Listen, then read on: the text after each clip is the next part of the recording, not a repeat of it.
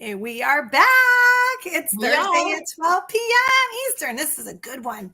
This is a good one. So if you haven't watched our videos before, this is Eileen and Erica. We are like what are we? What are we? We're like we're A just two women. dynamic duo? How's that? We're The the dynamic dynamic duo. duo. We are two women making a difference in your biz or helping you to start one. And this is a very important subject.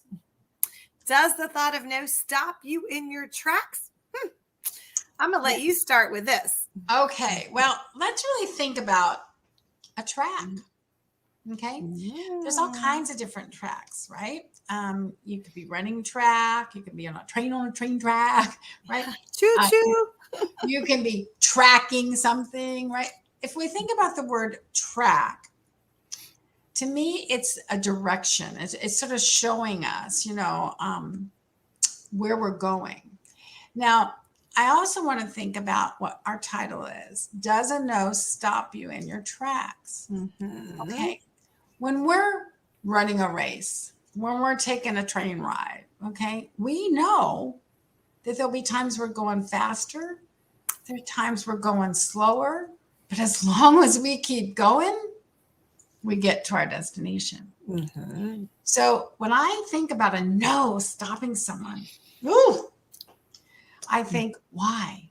You know what? There's all kinds of speeds that we go in life for all kinds of things. And so a no stopping someone in their tracks, there's an emotional attachment, I think, that shouldn't be there to that no. Mm-hmm. I really feel that way. I feel, it's like detours. I always used to say to people in my team, when I was first in the business and I was a young mom with 5 kids and they would say to me, oh my gosh, someone just said no to me and it just makes me feel so bad. And I'd say, oh my goodness, what are you going to do if your little one knocks on doors? Before, I don't know that kids do it as often, but they're doing video games and they're chatting on their phones and texting. But you would knock on doors. Remember, Erica? We would knock on doors. Can you come out and play, Erica? Yes. Well, they still do that over here. Oh, good. I think there are times people say, no, I'm not able to. I've got to do my homework. My mom wants me to clean my room, whatever. Or I'm watching a TV show or I'm playing a video game. We kept on going. It never stopped us. It never stopped us. When you're going out for a job, you do an interview after interview to get that job. You don't let the person say, no, I'm not going to hire you, cause you to go home and say, okay, that's it. I'll never have a paycheck. That's silly talk, right, guys? So silly. So I want, instead of no stopping people in their tracks, for you to think instead, wow, there's a person out there just waiting for me to discover them and help them who's going to say yes. Mm-hmm. And so again, it's like if you have a red light, you don't stop and go home and say, that's it, I'm not going anywhere.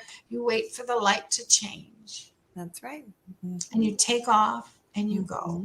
And you go. So would you agree, and I want to hear your opinion about this, that sometimes people say no stands for next opportunity. I've heard that, some will, some can't, some will, some won't, who's next. We've heard that. We've heard all kinds of things to help us. But my feeling is it's more about manners. Are you interested in why I feel it's about manners? Yeah. We were taught by our parents to say no, thank you. We were taught to say thank you for something we don't want to do or we want to try or anything. Yeah. We were taught. And when our parents were helping us grow up, if we just went, no, what would they say?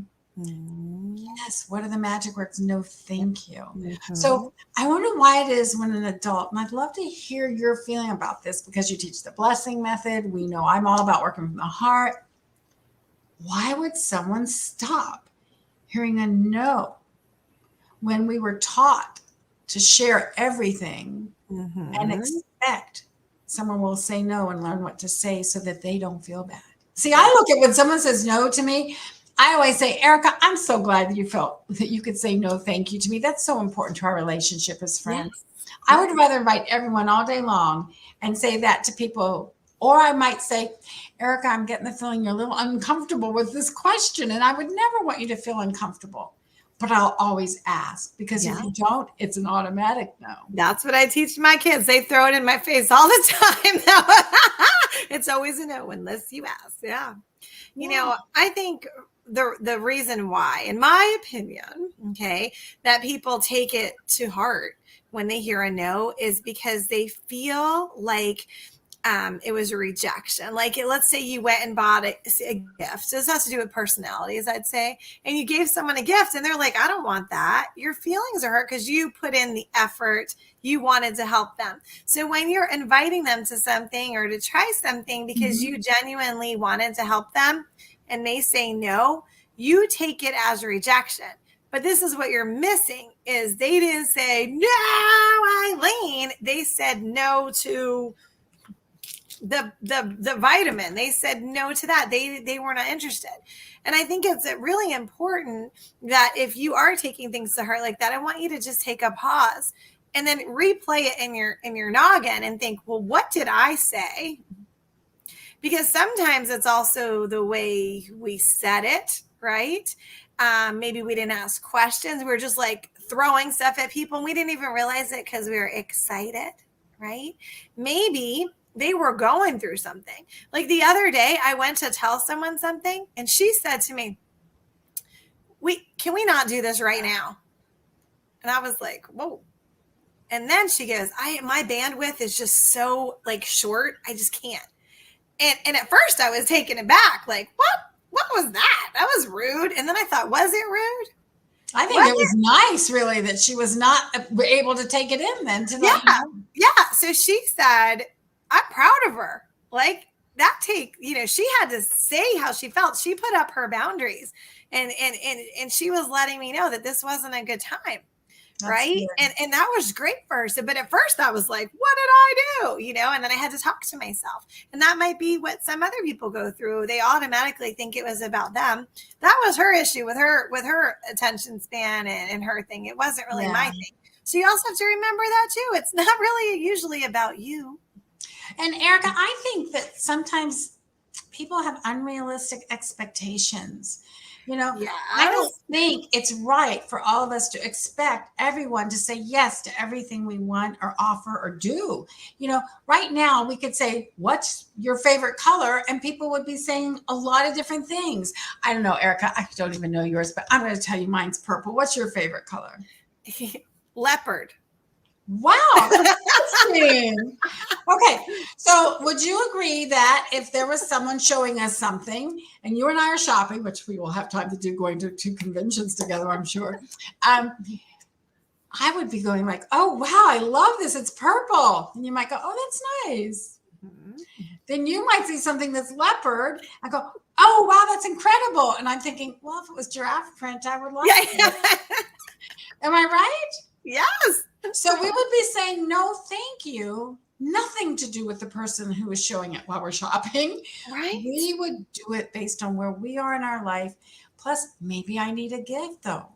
And you like leopard. And I go, oh my gosh, one of my grandchildren love leopard. They love that. Or you might say, oh, one of my kids love purple. They would love that. Yes. So I think that a no stops people in their track when they have unreasonable expectations of everyone saying yes.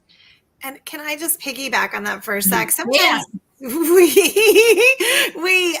start a business and we're so excited that we want to tell everyone about it. And we expect them to be as excited as we are. But there's something that's missing. It's basically business 101. Who is your ideal client? So if you're getting a lot of no's, you also might not be speaking the language or to your ideal client. Just because someone's your friend does not mean that they are your ideal client. So that's the other expectation too. Yeah, absolutely. And it's interesting because we're both really very focused on something that's helped us to feel better because we have chronic pain. I know when people would have approached me about what we're using now to help with chronic pain, I was resistant. Now I'm consistent. Ooh. I was resistant because where I was in my life, I've been in a hospital. Some people know this. I was in a hospital for 5.5 months. I only what the doctor would tell me what I do and this and that. And then I thought, I don't need to live my life in pain just because I'm off pain pills. Maybe this person who's sharing this has a point here. Let me try this, And so I became consistent and not resistant because I was ready now to do it. Whereas for years I wasn't. So I'm so glad someone didn't say, oh, you've never used this. So I'm not going to even share it with you. True. And the words they used, they spoke your language because now you're their ideal client. It hit home. And you know what? I think a key phrase to help people who are getting a lot of no's is to say, what has your experience been with whatever it is? What has your experience been with, pain? What has your experience been with cooking? Or what did you like to, whatever it is? What has your experience been with businesses who suffered from COVID, who may need some extra? What is your experience? What has your experience been? And then you really never will feel that no personally. That's right. That's right. Well, I guess we should probably wind this up, or we I was going to say last time, though, this kind of goes with last. I don't remember it was last time. Another time ago, it's a blur. Another time ago on a podcast we talked about asking questions. It was the one when we were talking about working from the heart. Yes. And this goes back to that, though. So go back and watch that one because we talked about asking questions. And that's it. You're asking them before you start telling them, right? And even if they say no, that's okay. And don't you think we could ask all our listeners today to say that, or suggest that they go and ask 10 people, have you ever watched Two Women Making a Difference in Biz podcast? Now they may say no, and we hope you'll invite them to have the experience. Oh my gosh, you're a genius. Difference in biz. Okay. So please, I want to really ask each one of you to practice. And say, practice with us by saying, have you had an experience of watching the podcast of Two Women Making a Difference in Biz? And then invite them to be a part of it next week. Will you agree to that? Right? Type below. Yes. I love it. Well, thank you. And one other thing, though, is when we ask you to ask that question, right? It's just a simple question, right? But remember, when you focus on others, right, blessings come back to you.